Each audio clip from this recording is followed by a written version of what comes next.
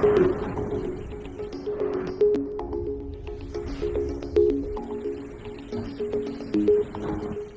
morning everyone, this is News Program Shiba Leon. I am Riz Anthony Waisal Cipuedes, your news reporter for this afternoon. We will be tackling about our weather for this day. As you can see, it is a clear weather in Visaya and Mindanao. But in Luzon, this part of region is having a cloudy afternoon.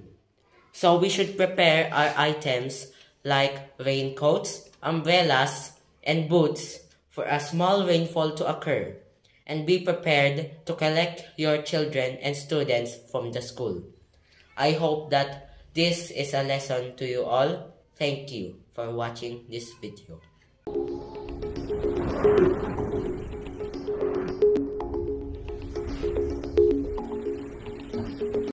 Good evening everyone.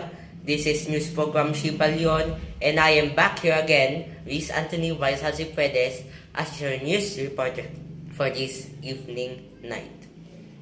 As you can see, it's still a cloudy night for Luzon, this part of region.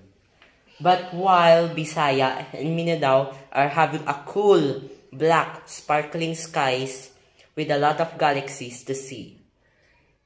Also, there is a chance for a small rainfall to occur again this night in Luzon region part.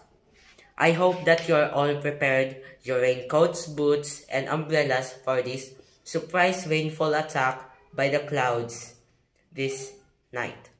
Thank you everyone.